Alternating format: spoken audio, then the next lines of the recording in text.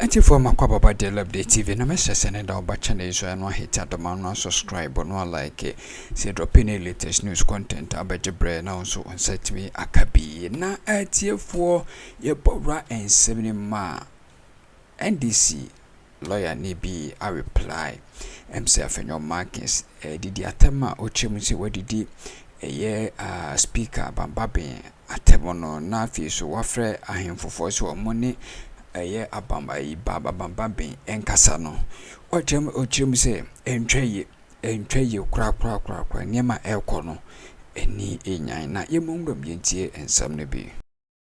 Key question then was this suit really mounted to ensure that Parliament sits or gets recalled? And that's why I asked you those questions. Yes. So today we are a judgment of the court had come 5-2. Would there be a specific order in the judgment that Parliament should be recalled? Can that be done? So it tells you that, and I have always maintained that I expected the Afenyo Markins to have handled this matter. Have you listened to him? No, please wait. He has tried several times to speak to the speaker. I expected him. Two chiefs. I expected him to have handled this matter a bit more differently. Yes. You don't come out and insult, attack the integrity of the speaker, among others, and behind the scene you call chiefs to go and talk to him. Look, I mean, so the speaker is taking it as a personal matter between him and Afenyo Markins. No, so this is a national interest. The attack from Afenyo Markins, what is it? Is it collective? No, I don't even know the attack you're talking about. Is it a collective attack on his person? So the speaker is playing on his personal ego. No, it's not an issue of personal ego. The last sitting, when the speaker was in chambers, where were your members? Listen, what happened in the beginning? Where were your members? I don't know where they were. When I go to court, Randy, no, hold on, Randy. When I go to court, the judges will say by 9, be in court. And in fact, it is on the face of the motion paper. Now, when I come at 10, and the judge has struck out my application, what I do is to apply to relists. I'll apply to have the motion relist. And there's a process you have to go through. Now the judge comes to sit. I don't come at 10. I don't come at 10:10, 10:20. Later I come maybe at 10:30, 11. They say that the person who came and was waiting for me is doing NDC politics. Is that complimentary? Is that how you compliment the effort of the speaker? So I strongly believe that we could have handled this matter with a bit more of maturity. And this whole notion that at all costs I must sit in at the, what do we call it, as the majority leader. In fact, I've read a message. I thought it was fake news, where the lawyer Afenyo Markins is saying that spiritually he's not supposed. In fact, he says 3 months into and I want to just so I am fair to him. Randy, is it the problem with our politics? Randy, sometimes we don't even represent the other side at all. Randy, I beg you, so that I am not accused of misrepresenting. Afenyo Markins have said, at least tell Ghanaians what the explanation you offered, and then tell us Randy, why. Let me just read so that I'm not accused of misrepresenting him. Okay. I should go and sit on the minority seat. Spiritually, it is not even good.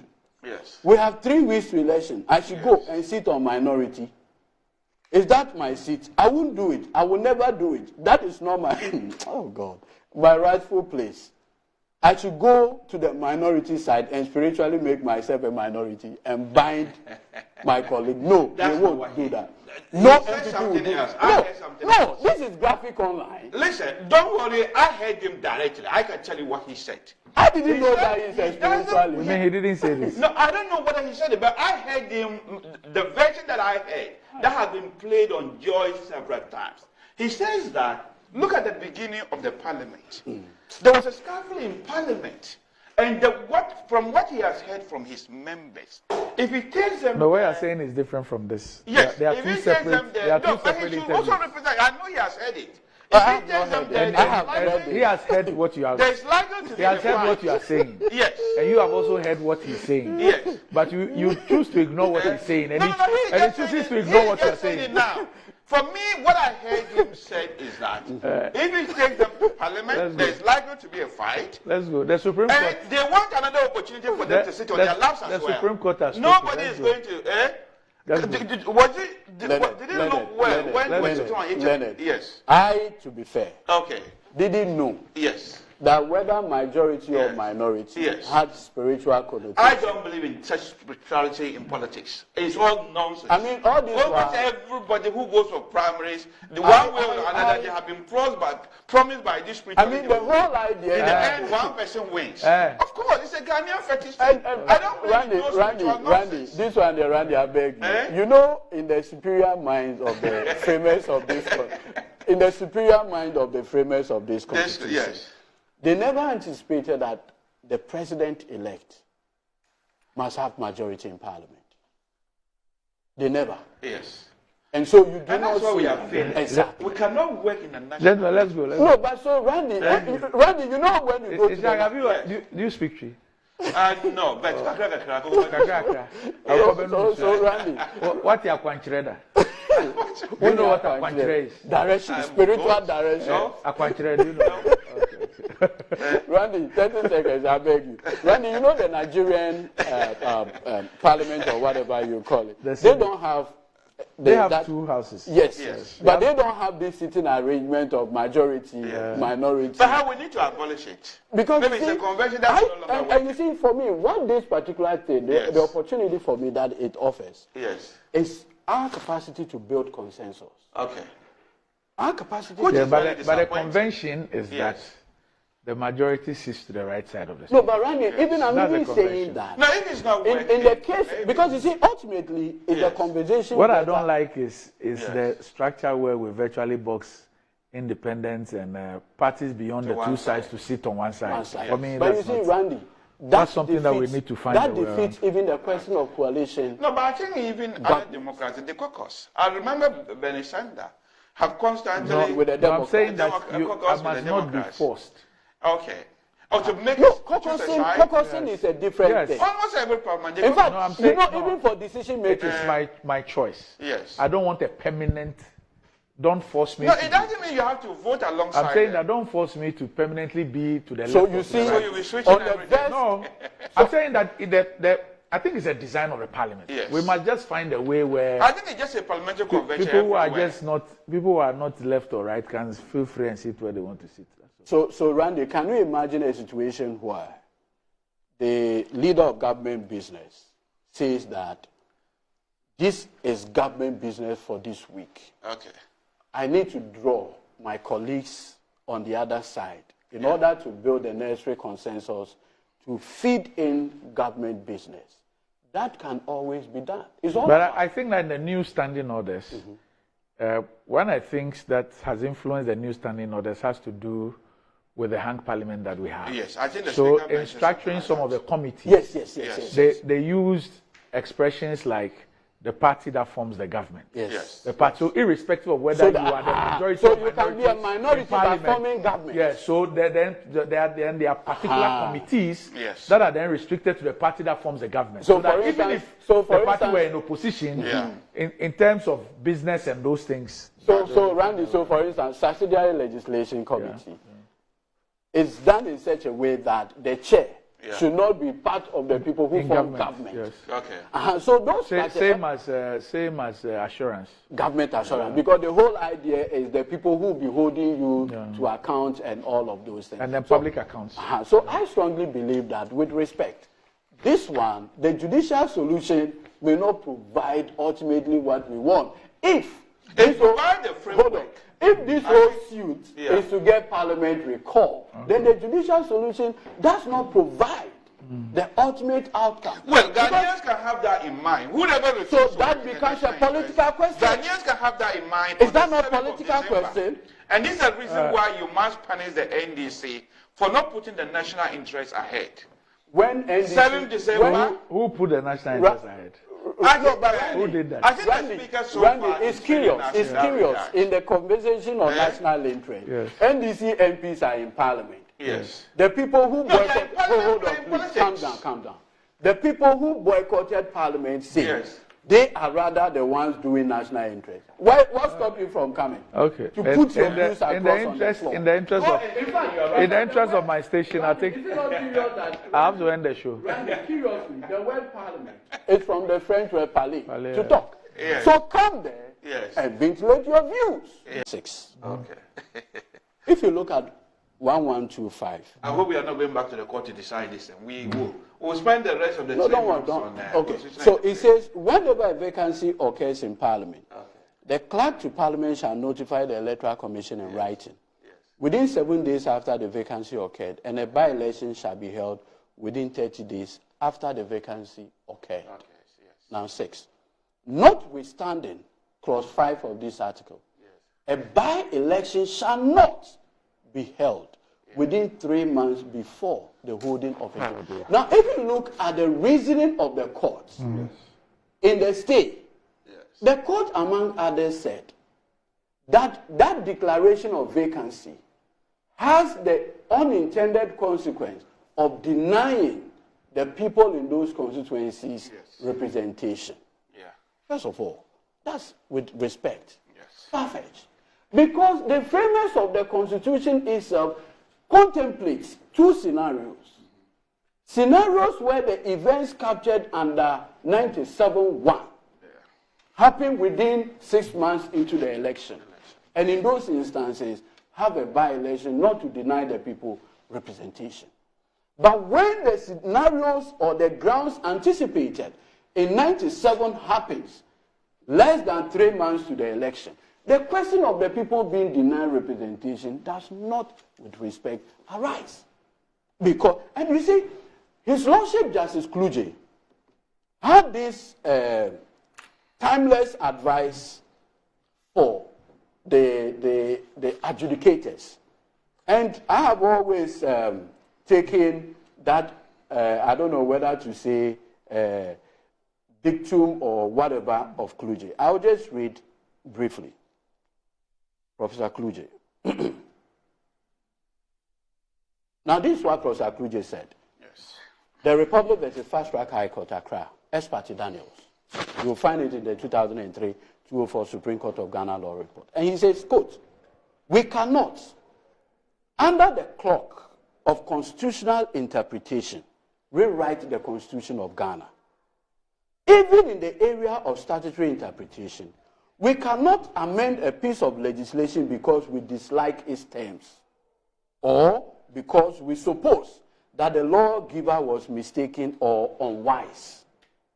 Our responsibility is greater when we interpret the Constitution. We cannot and we must not substitute our wisdom for the collective wisdom of the framers of the Constitution.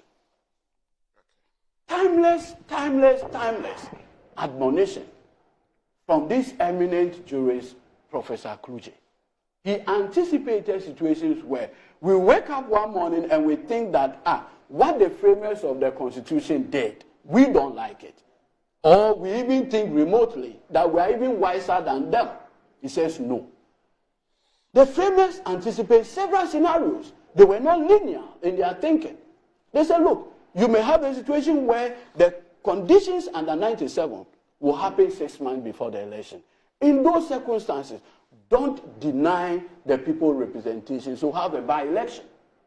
Where it is less than 3 months, the people can be denied representation. And that is why it says in clause 6 that notwithstanding clause 5 of this, a by-election shall not be held within 3 months before the holding of a general election. The events announced of when the MPP, now PCs, decided to go independent and duly filed their nomination with the Electoral Commission, it was less than 3 months into the election. So you cannot, under the clock of the people being denied representation, now substitute your wisdom for the collective wisdom of the framers of the Constitution. Professor Kluje says, no, don't do that. Do you but you see, death into it? Possibly an MP could die.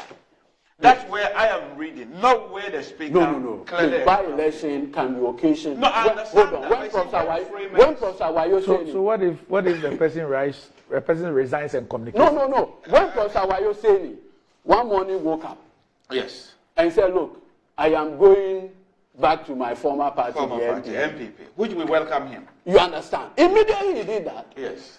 He lost his membership. So that was when this provision really came. What is it? No. I agree with you. That was when this provision. Well, you see, we are really no, hold on.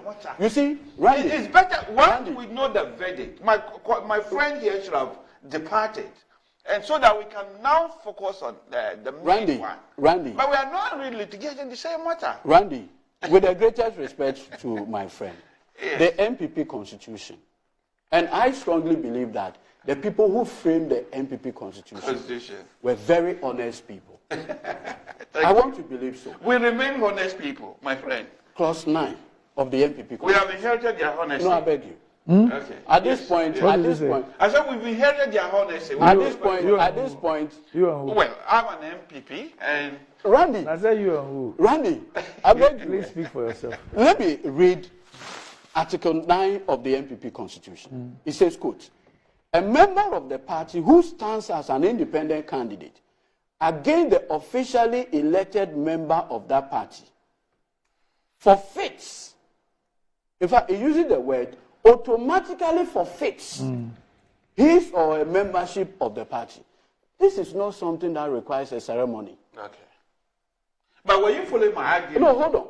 This is not an event that requires a ceremony. Okay. You see, when the Constitution used, for instance, expel, it requires that you take a formal action to communicate that you have been expelled from the party. If it requires dismissal, it gives you the platform. That's why I use the word ceremony. Please, can I just clarify my argument on this point too? You will. But you see, no, I want you to the MPP, so that when you were putting your constitution together, you were not futuristic. Yes. You were not futuristic. You were looking at the now. I think he's not following the MPP. And you see, at this point, it is clear that the MPP members now feel that this clause 9 of their constitution is unconstitutional. No. And you see, that's... Right? You are not following my argument. I was even noting when you were writing. No, you see the notes are done. Because anytime I'll write your word direct. Hold on, no. I beg you. I'm just coming. Okay. So it is the level of dishonesty. Randy, you see, you made a very important point, and I'm sure it was lost on my brother Ishaq. Okay. And I've always admonished against taking a decision that is linear, short-sighted, and does not evaluate a multidimensional scenario of that decision. When you take a decision founded on convenience, you always be caught up in this lockdown. At the time when you were taking that decision in 2020 against Esiama, you had a comfortable majority. And so, he being, his seat being declared vacant didn't mean anything to the MPP. You were linear, you were short-sighted. And that is why I recommended possibly a week training at Pendream, where the school has its motto, I think, Dream Kind or something. Think ahead. Okay. Because you see, in 2020, you people were just fixated on pleasing. This could be an advice for you. You're not taking ahead. No, because you see, when you took that decision in 2020, yes, you knew that you had the numbers. I agree with you. It was wrong. I agree. You knew you had the numbers, and so it didn't matter. Yes. Now you are caught up in a situation where the numbers are even with only one majority, and so a situation where conduct of your party members will lead to you losing about 3 seats. You find it extremely uncomfortable. And again, you must find a way to be rescued from that uncomfortable situation. So what do? With speed, you have to go for an intervention. We are building a democracy. And that democracy requires that when the thing is uncomfortable, let it be so. If it is good, let it be so.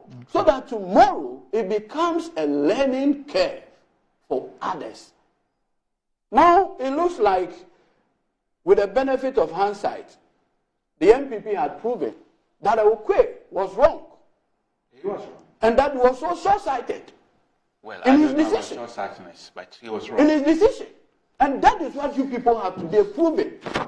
But you see, it is because you guys have demonstrated inconsistency, no honesty, no principle in your politics.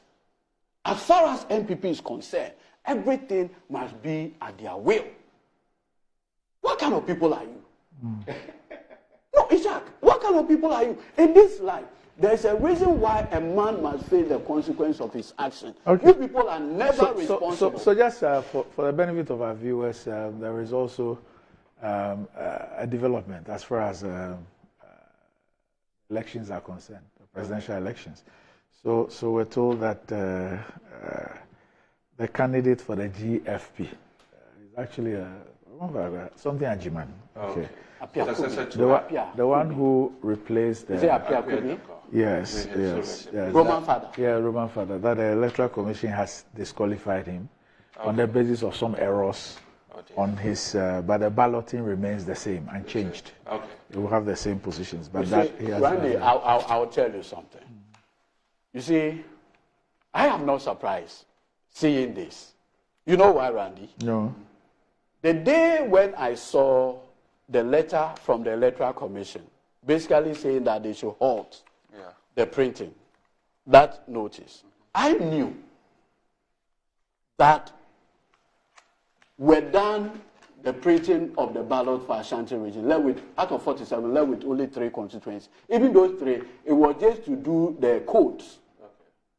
I knew that Savannah had already been backed, and the NDC had even put a security seal on the backs. Yeah. So I'd always wondered, because you see, if you recall, Buck Press were doing Savannah and Ashanti. And then this company, Checkpoint, Yasarko or something. Yasarko were supposed to do Oti region and I think one other region, Western or so. So what the Electoral Commission did was to ask Back Press to do Oti in addition. At the time when that letter came, they had finished with Oti as well. So I had always been wondering that is it the case? In fact, Checkpoint had problem printing Central. So they took Central again back to Bulk Press for Bulk Press to print because of the delay. By which time, all those matters had already been sorted, even backed and sealed with a security law. So when I saw the statement from the EC, I told myself that, look, there are only 2 outcomes. You will file and there will be a disqualification, or we will have to reprint everything again. And so if reading this from you that what has been printed stands, I knew... So you're suggesting that they went fishing for errors. You have to. And found same. Randy, 25 days to an election. Anyway, let me. You are going to reprint. Let me bring this couple of texts. We go. I've had quite a number of lawyers. Eti for the masses, some more Jebre, what daily update TV, so.